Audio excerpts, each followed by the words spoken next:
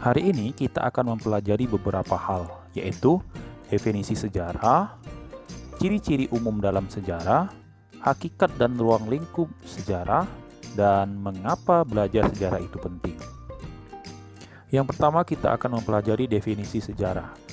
Definisi sejarah terbagi menjadi dua, yaitu secara etimologis dan secara terminologis. Kata sejarah berasal dari bahasa Arab, yaitu sejaratun. Di Indonesia menjadi sejarah, yang berarti pohon merujuk pada silsilah, terutama silsilah raja atau dinasti pada masa lalu. Tentu adik-adik bertanya ya, kenapa sejarah itu digambarkan seperti pohon? Nah, di sini kita bisa lihat pohon terdapat berbagai macam hal. Yang pertama ada akarnya, kedua ada batangnya, ketiga ada daun dan ada buahnya. Begitu juga dengan silsilah dalam suatu kerajaan atau dalam suatu keluarga. Ada orang yang mendahului kita, keturunan kita, atau nenek moyang kita. Ada kita dan ada keturunan kita nantinya. Nah, itulah kenapa sejarah itu digambarkan seperti pohon. Dalam KBBI, definisi sejarah mencakup 3 hal. Yang pertama, asal-usul keturunan dan silsilah. Kedua, kejadian dan peristiwa yang benar-benar terjadi pada masa lampau yang diceritakan dalam hikayat, tambu, dan lain-lain. Ketiga, pengetahuan atau uraian tentang kejadian dan peristiwa yang benar-benar terjadi pada masa lampau. Sejarah tentu yang benar-benar terjadi di masa lampau yang dicatat atau diceritakan secara turun-temurun oleh pendahulu kita dahulu. Seperti yang bisa kita lihat di sini, contoh dari silsilah sultan di lingkungan Kesultanan Palembang Darussalam, ya. Dari awal pendirinya yaitu Susuhunan Abdurrahman Khalifatul Mukminin Sayyidul Iman. Di bawahnya terus sampai dengan yang terakhir. Oke. Nah, ini adalah salah satu contoh silsilah yang kita gambarkan atau yang kita jelaskan di slide sebelumnya tadi. Selanjutnya, pengertian sejarah secara terminologis. Ada beberapa tokoh sejarawan dunia yang memiliki pendapat atau memiliki makna tentang sejarah itu sendiri. Yang pertama, Herodotus. Beliau adalah bapak sejarah dunia. Dia berpendapat bahwa sejarah bukan berkembang dan bergerak lurus ke depan dengan tujuan yang pasti, melainkan bergerak melingkar. Yang tinggi dan rendahnya lingkaran disebabkan oleh keadaan manusia itu sendiri. Nah, jadi sejarah itu bergeraknya tergantung dengan manusia itu sendiri. Kedua ada Ibnu Khaldun. Nah, dia berpendapat bahwa sejarah sebagai catatan tentang manusia dan peradabannya, dengan seluruh proses perubahan secara nyata dengan segala sebab dan akibatnya. Yang terakhir ada Sartono Kartodirjo. Ini adalah bapak sejarah Indonesia, sejarah lokal kita, ya. Dia berpendapat bahwa sejarah itu bisa diartikan dalam dua hal, secara subjektif dan secara objektif, ya. Secara subjektif, suatu bangunan yang disusun penulis sebagai suatu uraian atau cerita. Yang kedua, secara objektif, proses sejarah dalam aktualisasinya atau aktualitasnya merujuk pada kejadian atau peristiwa itu sendiri. Oke. Nah, dapat disimpulkan bahwa sejarah adalah peristiwa masa lalu yang bersifat penting, abadi, dan unik, yang benar-benar terjadi dan berisi segala kegiatan manusia.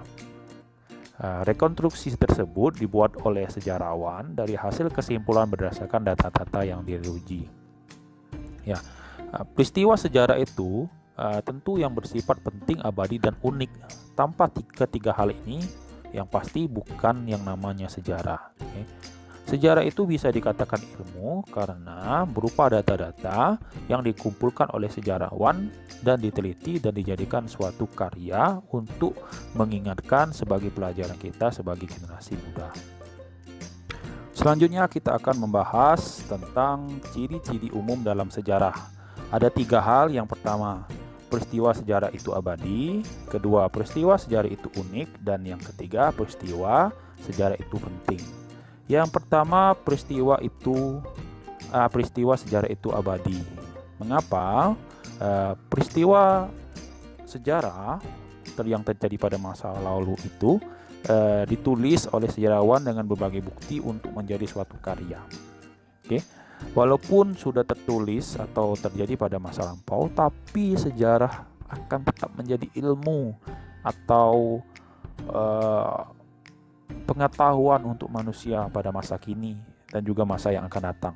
Sampai kapanpun, ya, manusia tidak akan melupakan dengan yang namanya sejarah. Ya. Yang kedua, peristiwa sejarah itu unik. Mengapa bisa dibilang unik? Karena sejarah sendiri hanya akan terjadi seumur hidup itu sekali, ya. Peristiwa yang terjadi pada masa lalu tidak bisa diulang kembali dengan sama persis, ya. Sejarah hanya akan terjadi pada masa lalu. Yang ketiga ada peristiwa sejarah itu penting, ya. Mengapa bisa dikatakan penting? Karena sejarah itu menjadi salah satu landasan untuk memajukan suatu kehidupan manusia, ya. Seperti halnya sejarah dalam merebut kemerdekaan Indonesia. Tentunya dalam mendapatkan kemerdekaan haruslah memerlukan perjuangan yang gigih, ya, dari bawah sampai dengan proklamasi. Seperti yang saya berikan contoh foto di bawah ini merupakan mahasiswa Stovia. Stovia ini adalah salah satu perguruan tinggi pada masa Belanda dahulu yang mengambil jurusannya itu adalah kedokteran. Sekarang menjadi Fakultas Kedokteran Universitas Indonesia. Dari Stovia inilah nantinya akan memunculkan organisasi, salah satunya adalah Budi Utomo yang merupakan organisasi pergerakan nasional yang memunculkan benih-benih nasionalisme untuk tujuannya kemerdekaan Indonesia. Selanjutnya, hakikat dan ruang lingkup dalam sejarah. Ada 4, yaitu sejarah sebagai kisah, sejarah sebagai peristiwa, sejarah sebagai ilmu, dan sejarah sebagai seni. Yang pertama, sejarah sebagai kisah. Mengapa sejarah itu bisa dikatakan sebagai kisah ataupun cerita?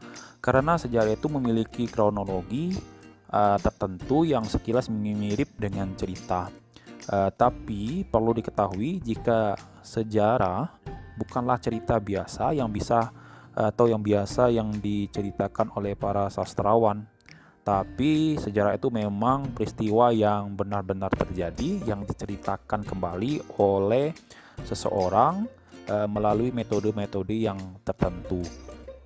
Yang kedua adalah sejarah sebagai peristiwa.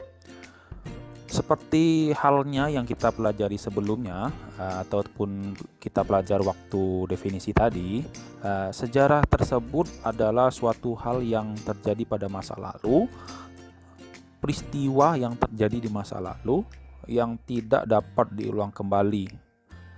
Peristiwa tersebutlah yang memiliki sifat yang objektif.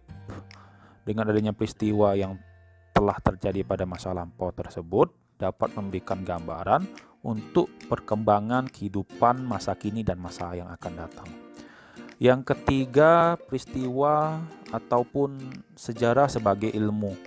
Sejarah juga dikatakan sebagai ilmu karena sejarah ini memiliki metode ataupun syarat sebagai ilmu pengetahuan, syarat ilmiahnya, karena memiliki metode dan objek masalah yang memiliki susunan yang sangat sistematis, sehingga sejarah bisa dikatakan sebagai ilmu yang mengandung kebenaran yang bersifat objektif dan memiliki pemikiran yang rasional. Dan yang terakhir ada sejarah sebagai seni. Mengapa sejarah ini dikatakan sebagai seni? Karena sejarah juga tidak selalu disajikan dalam metode ilmiah. Bisa kita mempelajari sejarah itu melalui dalam dunia seni, ya, seperti yang tergambar pada contoh gambar di bawah ini. Ini adalah salah satu relief yang ada di Candi Borobudur, Magelang, Jawa Tengah, yang menceritakan sejarah masa lalu. Ini juga sebagai suatu seni. ya, yang bisa membuat sejarah itu lebih menarik dan lebih dapat cepat dipahami. Oke. Mengapa kita perlu belajar sejarah? Mengapa sejarah itu penting? Yaitu pertanyaan yang sering kita dengar ketika ada pertemuan, ketika di dalam kelas. Pertanyaan-pertanyaan seperti inilah sering muncul, ya. Hari ini kita akan membahasnya.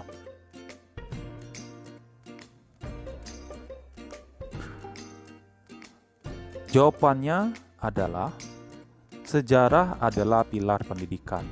Nah, ya. Mengapa kita penting belajar sejarah ini? Ada 4 poin ini, ya. Yang pertama, sejarah membantu kita memahami orang dan masyarakat. Ketika kita belajar sejarah, kita akan tahu bagaimana masyarakat dahulu, bagaimana kehidupan dahulu itu terjadi, ya. Nah, jadi kita bisa memahami masyarakat atau orang-orang yang ada di sekeliling kita. Yang kedua, sejarah berkontribusi pada pemahaman moral. Sejarah ini bisa memberitahu bagaimana yang baik, bagaimana yang benar. Karena mengapa kita mempelajari pendahulu kita yang sudah melakukan berbagai hal yang baik dan yang buruk. Nah, kita bisa mengambil garis besarnya yang baiknya. Yang ketiga, sejarah memberikan identitas. Suatu negara harus menghargai sejarahnya. Karena sejarah itu adalah identitas dari suatu negara. Ketika negara itu sudah meninggalkan identitasnya, sejarah itu, maka negara itu akan tidak ada marwah atau tidak akan lagi memiliki kemajuan yang diidam-idamkan. Yang keempat, mempelajari sejarah adalah hal yang penting untuk mewujudkan masyarakat atau warga negara yang baik. Ketika kita belajar sejarah, maka kita akan tahu mana yang salah dan mana yang buruk. Kenapa? Karena kita tahu bahwa zaman dulu ketika orang melakukan hal yang jahat, maka yang akan terjadi akan pasti yang jahat.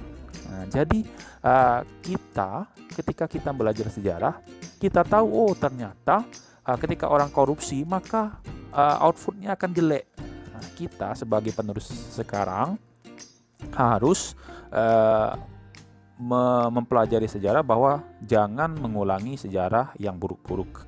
Seperti kata proklamator kita, jangan pernah melupakan sejarah. Ini akan membuat dan mengubah siapa diri kita. Mungkin sampai di sini materi kita kali ini.